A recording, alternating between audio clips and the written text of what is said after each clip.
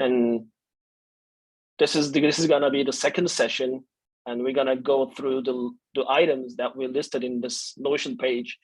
Initially, we were thinking we're gonna cover all of them maybe in 1 or 2 sessions, but it seems like it's gonna, every heading in this notebook will actually deserves potentially a week or so. So today it's gonna be the application phase of the interview, job search. And thank you all for joining us today. And please, we are willing to have an interactive conversation here. If you have anything to say, anything to contribute, please don't hesitate to jump into the conversation. This is a community effort. It's not gonna be a monologue here. So before starting, I just wanted to leave the stage to Erdem for his initial presentation about IT Society, for those who are not very much aware of what IT Society is doing. And then he's gonna also go through an interview helper dashboard, interview helper Notion page, which can also help you in that regard. Thank you so much. And Erdem. Thank you. Good morning, good afternoon, everyone. So IT Society established almost 1 year ago. Our legal establishment has been done in the last few months. This is an effort started years ago. We tried to help people success in technical areas, and this became more organized in the last year. So what we are doing mainly is we mentor people, various backgrounds, just like early career, the people who switch newly to IT domain, or the experienced people. Actually, we try to help them in various senses, like we help them in their resume preparation, job search, even technical interview preparation, and even the questions they encounter during their work. They can ask. You see occasionally on general channel or in the other channels of Discord, some questions from our members. We try to help and find answers together. Besides, we have meetups like we are doing today. We have working groups in spatial areas. For example, we have C++ focus group that people around that topic come together and discuss the details. We also have under meetup some more focus groups for more like interview preparation kind of. If you go into a Discord, you will see under focus groups like practice programming for beginners, or lead code medium hard question solving, or system design, or a book club. These are really active groups. We are trying to move forward almost every week. So we encourage everyone to be active in IT Society. This is as I said, a new initiative, but more than 200 people joined in the last few months. We want this to be an active platform for everyone. Please join, please help us. And for today's session, thanks Oz, left stage for me to jump into the tool that we created for you to help your interview process. But just as a glance, I want to give this series of sessions. What we are doing, we are trying to create an interview helper under resources of Notion, Notion page that we have for IT Society. So if you jump into resources, you will see interview helper under job resources. Click on that. And then you will see different pages under interview helper. Today's agenda is going through tips and tricks for interviews. And we are in the second topic. So let me first introduce you interview process template. So you can use this template by duplicating this template to your own Notion space. It will become editable when you own your copy.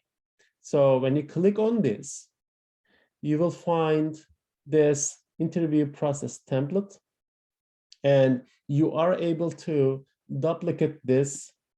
Let me see if I closed that. It looks like restricted. I have to open this for duplication for everyone. Then we will be able to duplicate this. And after you duplicate, you will be able to add new positions that you are looking for. I mean, let's say you are in the job search journey and you targeted one of the companies, let's say Google, SWE position. You define the positioning introduced by the company. You can also change the options here. You can add another one if you want, and you can use that one. So you put this positioning, you put the way that you identify the company. Is this a public company, pre-IPO company, or startup? Let's say a public company, and the preference. This is the important thing actually, because we group these companies, these positions, according to the group that the priority group, preference group that you assign. So if Google is P1 for you, just leave it here, and the status of your job search on that company. So first of all, it starts with a waiting for recruiter call. So you applied and you are waiting for the recruiter to call you. This is that status. And then let's say recruiter called you, recruiter sent an email to you that he or she will call you tomorrow. So just put this recruiter call scheduled, and next action date, oh, they will call you Monday. Okay, that's it. So this is a reminder for you. You can also set this reminder on day of event 9 a.m. so that this will remind you today you have an action with this company. Recruiter will call you. And these are the other columns are for negotiation side. This is not important at the beginning. And then let's say recruiter called you. Okay, now you are waiting for the next action from recruiter. You can just delete this and there's no action on your side to do so. And then let's say you scheduled a phone screen with them to this date. This way you can follow up all the process and the funnel that you are interviewing. Why I have created this template is really you can think that this is not useful that way, because you will talk to one or two companies and you can manage your own by taking some notes, right? But during my job search, I started with 10 to 15 companies. I ended up interviewing with less of them, but at the beginning of the journey, I was not experienced about the companies and I applied like 10 to 15. Then I shortlisted the ones that I want, but still at the beginning, for example, I interviewed with, I did the phone screen with Uber. I think it's not the best fit for me, but still I interviewed and I put Uber to the P2. Even I put some startups, small startup. I still interviewed. I don't remember the name, but I still put the name and it was P3 preference, so that you will focus your P1 preference, then P2 preference, then P3 preference, and you can put 10 to 15 companies on this template and manage the process. And whenever, for example, you don't want to move on with a company, let's say you don't want to move on with Notion, you just make it canceled. And hopefully you will get lots of offer waiting kind of status, so that in this offer waiting status, and you'll start fair market total compensation and their offer to you, kind of. So you can use that stage in negotiation. I really value this template, and also you will take notes inside each and every page. As you see, for example, you are interviewing at Notion and you open that page, and when you open that page, you just take notes from recruiter call or hiring manager call, etc. Besides, this is for every other entry here, you see. For example, Uber, open it and use new position template. Notion will create for you this this new position template. Yeah, that's all from this template. Also, you can continue from there. Sure. I think also I just wanted to add one more thing in that template, which can be also useful. For example, you had an interview with, you had the first stage interview, and you are now waiting for a response from recruiter, right? Sometimes it may take week or maybe 2 weeks to get a response, depending on the company. So you can actually, next action date, you can actually put an action date here, a reminder here. And you can also remind yourself, okay, I already interviewed with them a week ago. Maybe it's a good time for me to do a quick, kind follow-up and ask how's everything going, kind of. So there's gonna be a lot of options there's a lot of customizations you can put here, and it's gonna be, you can actually fine tune it for your own way, for your own preference. That's a great template, actually. Yeah, so follow-up is one of the again general statuses that just I added. You can do the same additions yourself. Thanks, Oz. This is a great contribution. So in any step of that, for example, offer waiting, but still didn't come. This happened from LinkedIn to me, actually. They had some problems in their internal processes. So putting a follow-up with a reminder into 2 weeks, so this will remind you to follow up Notion for the next steps. Yeah, thanks, Oz. Yeah, great. And let's move on with this, with the Notion page and go to application phases. Again, I think this is a very useful template, especially if you're interviewing with more than 5 companies at least. It's going to be very, very beneficial. Thank you so much for creating this. All right. The second stage of the application, second item in our application heading is always network and recruiters first. Okay, actually, let's put it in a different way. Job search is actually a kind of an art of standing out from the crowd. So you need to stand out from the crowd in every stages of this interview process. From the beginning of, it starts with your resume template, resume creation, and it's also applicable for application phase as well. So you're gonna be the nail in a haystack. So how are you gonna stand out from others? And I think one of the easiest ways to stand out from others is using your network actually, and sending an application to company job search page or web page. It's gonna put you in the same haystack as any other hay in that stack. So if you wanna stand out, you need to do something a little bit more differently. And as I said, one of the best ways to do this is using your own network first, and using the referral option. So what does referral means actually? In some cultures, referral might mean a little bit more different, and it might have different perception. But in the US especially, referral does not mean the person will pull the strings for you and you will get the job guaranteed. It's actually, referral means you will actually most likely get the first stage of interviews, and the rest is gonna be on your shoulders. So it's not gonna guarantee a job for you.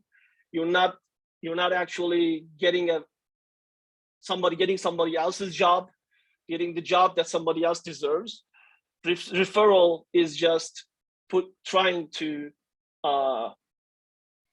is a push for you to stand out from others, actually, not the job done. So and if you get the first stage of interview, it's a huge achievement, because there's gonna be hundreds, potential thousands of potential candidates applying for the same job, and getting the first stage of interviews, getting the first recruiter call or first stage of technical interviews is a critical piece of this job search process. And also just remember, in the HR systems, there is a separate additional dashboard or screens for referral applications.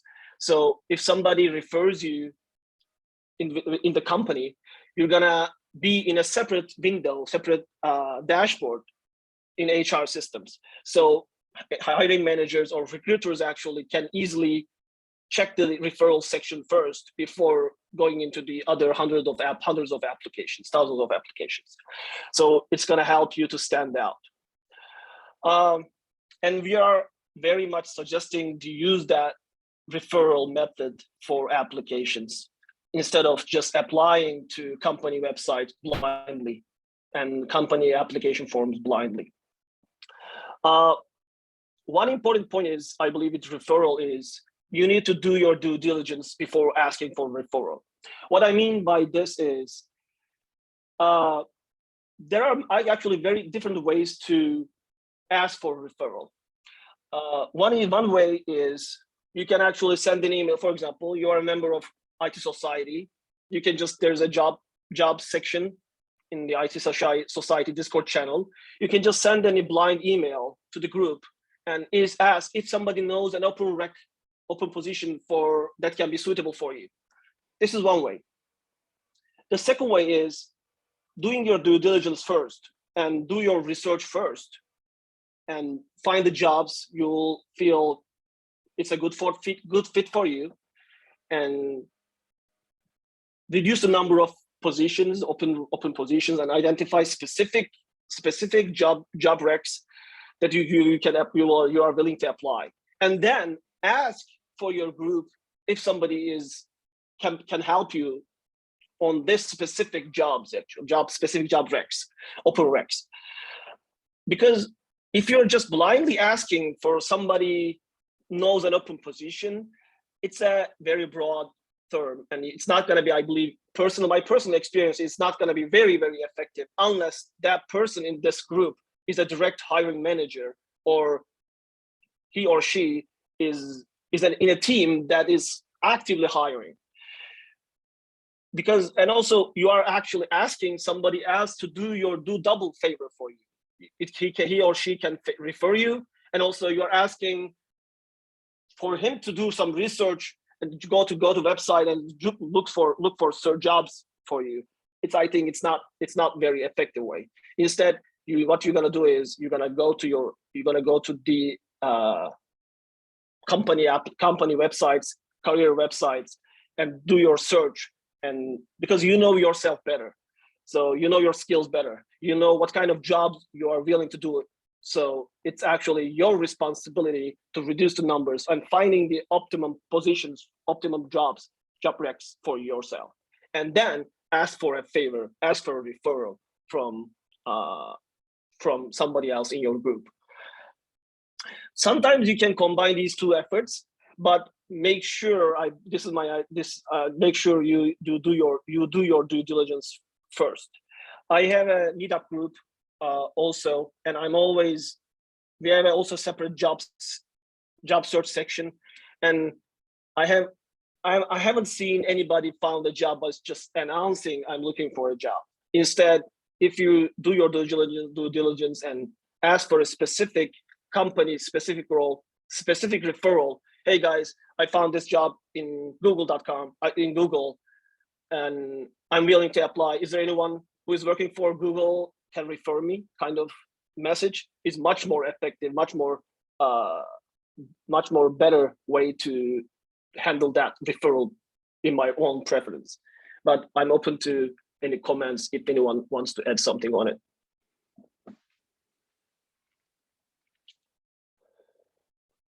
All right. Also, there are different ways for someone to refer you. He or she can actually go directly if he or she knows the hiring manager or recruiter personally. He or she can go directly to hiring manager and tell them, hey, there's a guy who is looking for this. You're interested in this specific job you are hiring for, and he can just send your resume to them directly. And the other way is, it's potentially the preferred way in most of the companies, is the job search system.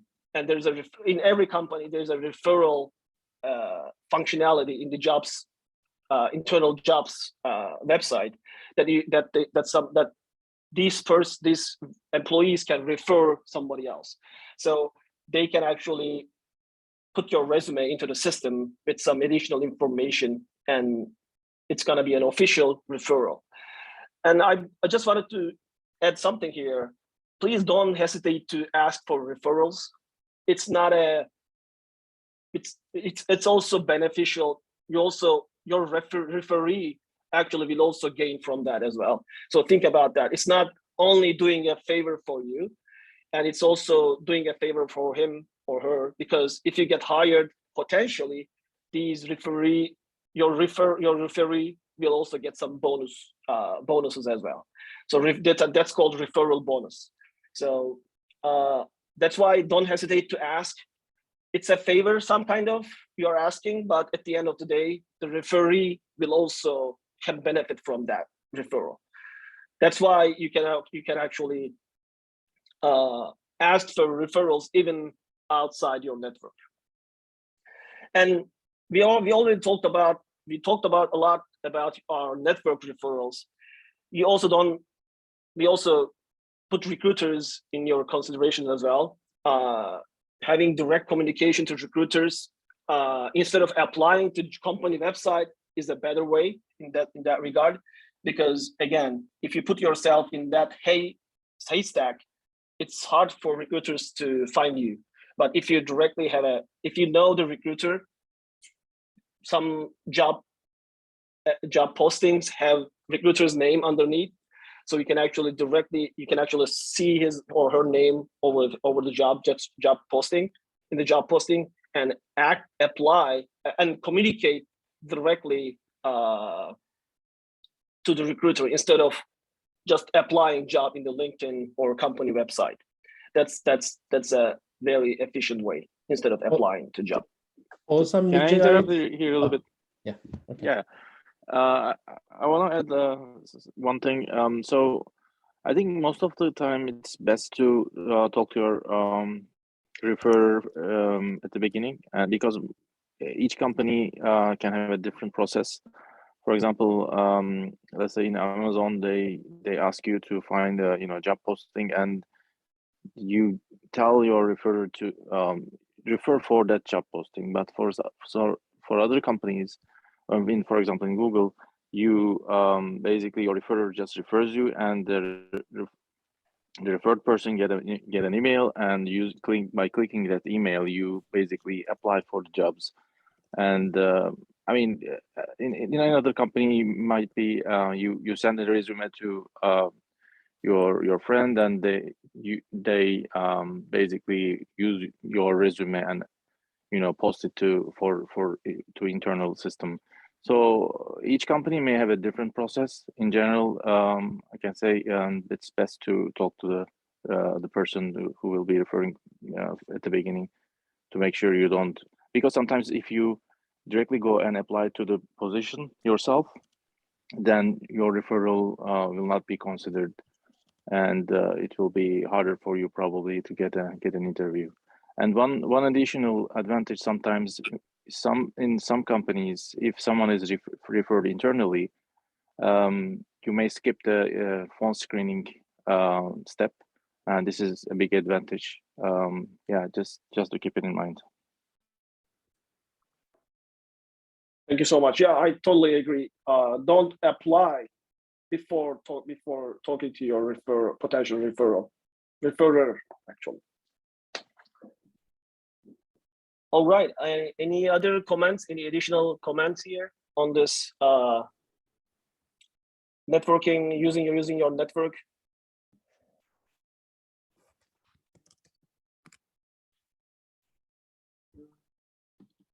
Yep, I think we can continue with the LinkedIn phase then. I think there's gonna be a lot of conversation around using LinkedIn a little bit more wisely. So in the last week's session, we actually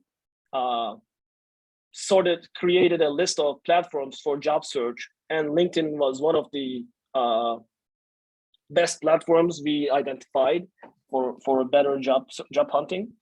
And LinkedIn is currently the standard professional social network, actually, not social media, maybe a social network. So using this LinkedIn wisely is gonna be a huge booster for your job search. So first of all, what you need to do is keep your profile up to date and professional. Sometimes you forgot to update. For example, it's actually happening very much in the resumes.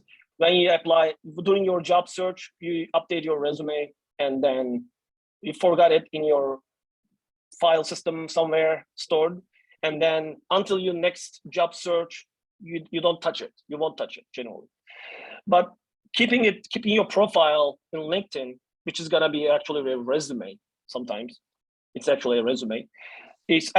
Keeping your profile up to date is an indication of your professionalism and and it can open up some additional doors for you, which you're not aware. Potentially some recruiter may reach to you, or some even HR hiring managers, engineering managers, team leads can directly reach to you by just looking at your activities on your LinkedIn profile and your background on your LinkedIn. So it's important for us to keep our LinkedIn profiles up to date, just in case, and keep it as much as professional as possible. It's a professional network. Sometimes we are seeing a lot of cat videos shared, and people are complaining about it. I agree. This is mostly a professional network, professional platform. So use them as professional as possible, and please share your cat videos on Facebook, not in LinkedIn. Funny cat videos. If you're in job hunt, I think it's very important to activate your LinkedIn Premium and toggle on open for opportunities section, opportunities flag. And as we discussed last week, there are two actually options in open for opportunities. One is just open for opportunities, and it's gonna let recruiters know we are open. And the second one is when you put that second option enabled, it's gonna actually put a green halo in your profile picture, which is saying open for opportunities. So it's actually seen by everyone in your network, potentially except your current company. As you know, LinkedIn is trying their best to hide that from your current company, in case you are doing a job search, but it's not guaranteed. And according to last week's conversation, most of the people in this platform, in this call, thinks that unless you are so desperate, please just don't put the second option enable. Don't enable the second option, which is the green open for jobs opportunities text in your profile picture, because we think that it's so desperate, and we don't want to be seen as that desperate. And just opening up for the first option, open for opportunities seen by recruiters, is going to be a huge benefit for you. Anyone wants to add something on it? Activating Premium and open for opportunities toggle, because there was a lot of discussion around this last week. So I just wanted to make sure we cover all these feedbacks, additional Yeah, contributions. actually, I'm a little, skeptic about the benefits of this premium. I used it before myself, but I've never used email option to send an email to a message to a recruiter. And yeah, either there are these LinkedIn Learning resources you can definitely use, of course, but there are some libraries that they provide you this. For example, in Santa Clara, if you sign up to a library, most probably you'll be able to get this for free. Can you tell about the benefits of this LinkedIn Premium, because people will be paying for it? I can tell one story for Notion. I sent one of the recruiters, after I had premium emails, I sent one of the recruiters a message, and he responded me in 15 seconds, and I ended up joining Notion actually. So it was a good way to reach for some companies. Like the process for Google FAANG companies is so clear. Maybe if you find a recruiter from LinkedIn for Google and send a message, it doesn't make that much sense. But for some companies you're targeting, if this is a boutique company and recruiters are eager to find someone, it is good sometimes that you reach them and show yourself looking for, because this is a very crowded space, LinkedIn. It is hard to find someone there, even you are looking for. If you step up and you send your message, for some companies, it may work. I think in addition to that, LinkedIn Premium gives you that training session, online video courses access. This can be helpful during your job search. Actually, it can be helpful before the job search, during the preparation phase, but you may want to use that feature, LinkedIn Learning. And also, I believe there are some restrictions with the search capabilities in free accounts. After you do some searches, after you reach to a number of searches, actually you cannot see the people.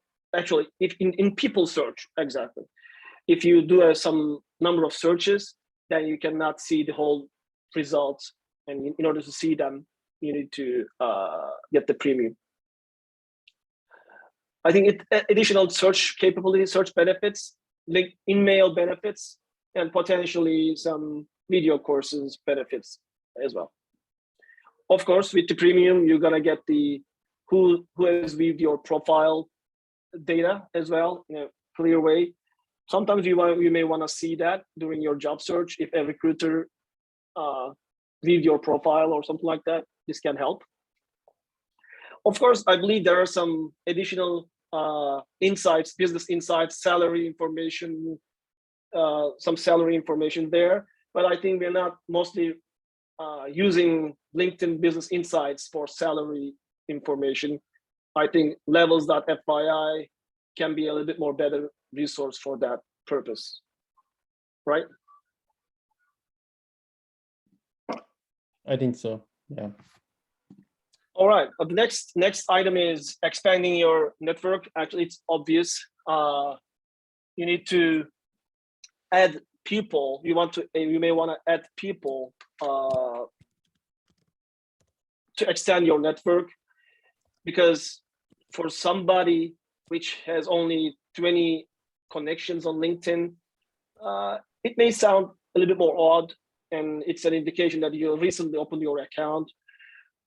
Actually, I believe creating an account before even doing your job search is gonna be a more natural way to expand your network. Create your profile picture, start expanding your network, and then once the time comes, the job search, it's gonna be much more helpful, instead of opening an account at the beginning of your job search. And I think one of the important points is reaching out to active LinkedIn users in your targeted company, and asking for referral again comes to picture here. more people from the company you are willing to work is gonna add some benefits, and which one of the benefits is you can actually ask for their referral. And as I said, referral, don't hesitate to ask for a referral, because most probably your referee will also get some referral bonus if you get hired. So even if the person does not know you any way or shape, please don't hesitate to ask for referrals. But of course, doing it in a kind way is the key. You don't want to push that hard and desperately asking for referrals. Instead, you can use a kind wording and ask them for their referral if possible. And I think one of the important point here is, please put a customized connection request message in your connection requests, and explain potentially your background and a little bit more short background and why you are willing to get connected with that person, instead of just sending blind connection requests. Because as most of you know, everybody in long LinkedIn gets daily connection requests with blind requests without any additional information why that person should accept your connection request. There should be a reason, and you need to convince them to accept that request, and you need to convince them to get a referral from them. That's why please put a customized message for all your LinkedIn connection requests. And we have some tricks around here, especially reaching out to recruiters. If you see a recruiter who joined the company like less than 6 months ago, they are potentially a little bit more willing to shine in their company, to get some good quality candidates in the company. So they are more eager to find new hires, and potentially they are more eager to work with you in that journey. And I had a case in the past. I tried to find a recruiter in a company, and I get connected with one, and I asked him, I told him I'm willing to apply this specific job. And he said he was not the right recruiter. He was not doing that recruitment for that specific team, but he forwarded my resume directly to the recruiter of that specific job, of that specific team. So especially these new recruiters who joined the company recently are very much willing to work with you, very eager to work with you, and bring more high quality candidates into the company. So they are more open to your communication request, connection request. They are more open to your LinkedIn messages, actually. Because you're gonna see, sometimes you're gonna reach to some recruiter and you never heard back. This happens.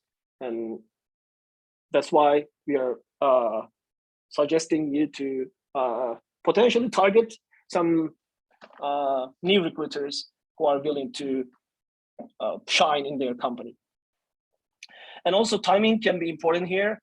Let's say you find a recruiter, you find a job, you find the right recruiter or connection in that company, and you're gonna introduce yourself, and you're gonna ask for referral, or you're gonna talk to recruiter to get your resume into the queue.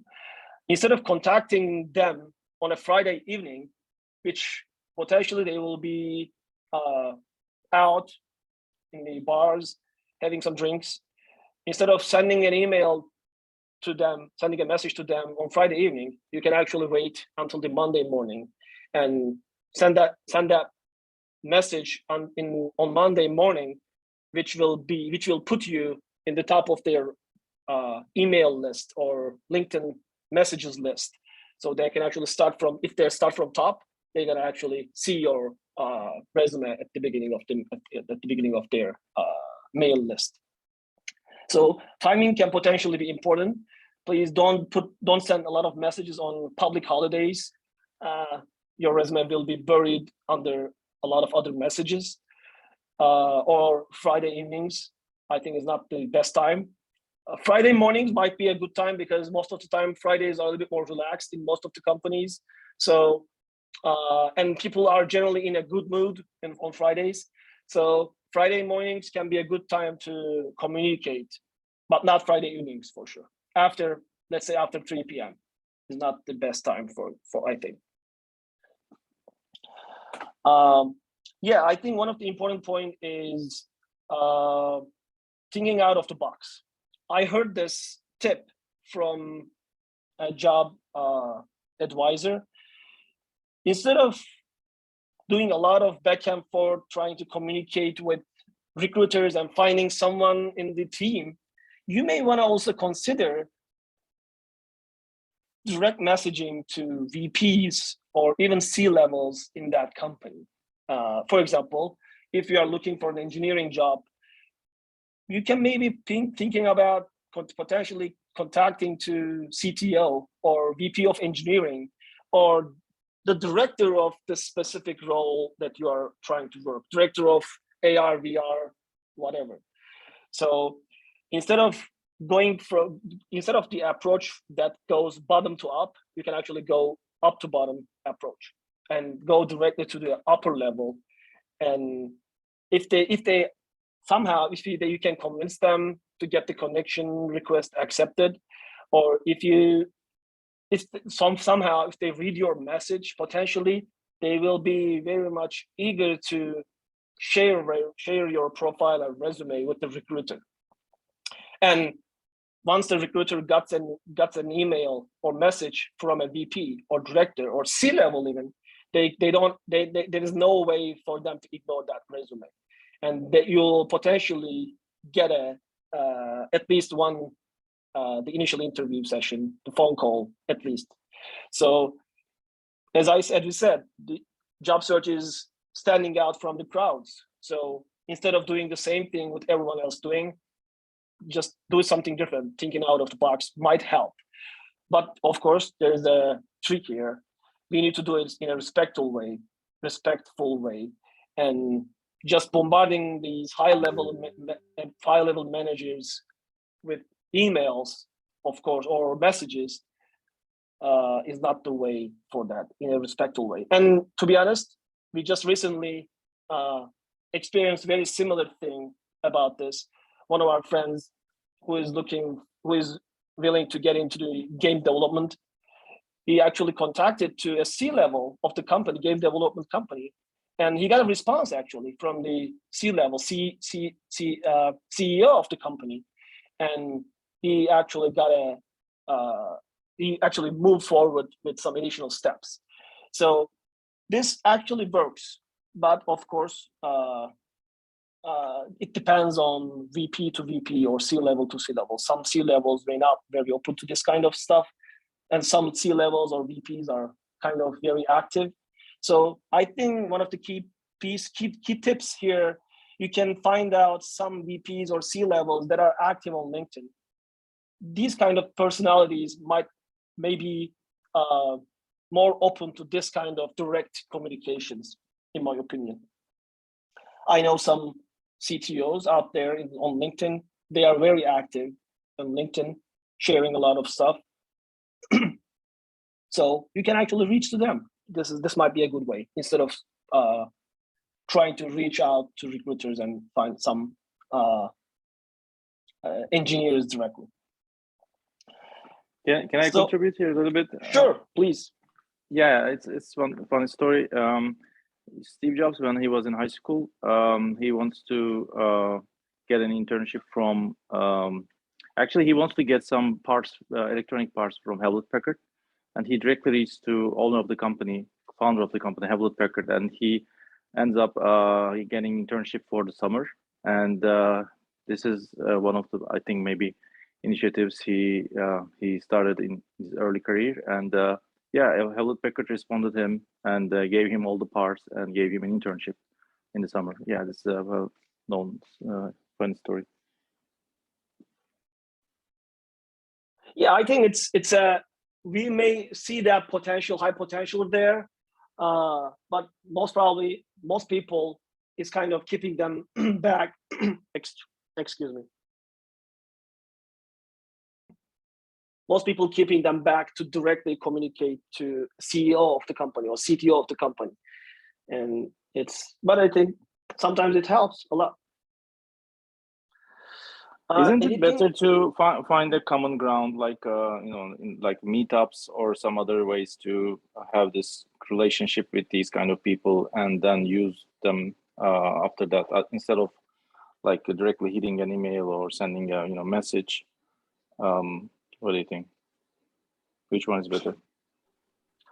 Of course, the other one looks like a natural way, and I think it may be much better. Of course, yeah. I think if you can find a ground to meet with these people, you can potentially meet more. There's a big potential for you to meet someone who is a VP, maybe director, VP in some conferences, potentially. But for C-level, it's kind of a little bit more. It's more unlikely to meet a CEO of a company, a big company, let's say, in a conference or events that you can actually contact. But of course, if you find that opportunity, I think it's a once in a lifetime opportunity, let's say, you don't want to miss. If you have that chance to communicate, that's a great way. But otherwise, if you're just trying to reach someone in a company, potentially direct messages might help, might not. If you don't get a response back, don't get disappointed. If you get a response back and the CEO says, "Who the hell are you? You're sending me an email." You don't need to worry about that, because that's a bad attitude, and then maybe you don't want to work with that guy, in a company that guy is managing. So it might be a good indication to gauge the company culture as well. So it can be. I think it's an option there, and it can be beneficial. Yeah. Any additional comments? Any additional thoughts on using LinkedIn in your job search, or using your network, using your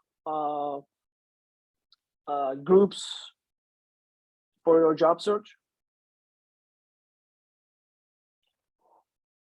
Yeah, in the last meeting, we also discussed about that. And as I said before, I'm a big fan of local meetup groups, and I see a lot of people finding jobs in these meetup groups in the local communities. So yeah, meetup.com. If you're not aware, meetup.com is a great place to find your local meetup communities, for every kind of interests, not only professional, but also hobbies and all your additional interests as well. So using also, if you are, for example, if you're a big fan of photography, or if you're a big fan of hiking, you can join a hiking community here, especially in the Bay Area. Most probably the guys or gals you are hiking with, they are most probably working in some Silicon Valley companies. So they can also create another network from that community, which can also help you on your job search.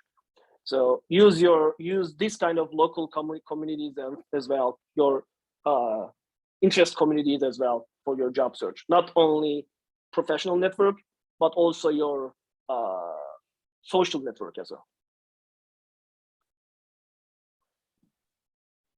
All right, we have a question. Yeah, why activating the LinkedIn Premium is important for job seekers? Actually, we talked about that. We have some benefits, especially the in-mail option, that you can directly send a message to ones who are not your direct contacts. I believe this second, you can actually send a message to your direct contacts and second stage contacts, right? Normally with free account, but you cannot send a message to your third degree contacts. If you don't know anyone from a specific company, maybe you may want to use that LinkedIn Mail feature, which is available only premium. Second one is LinkedIn Premium gives you some search advantages.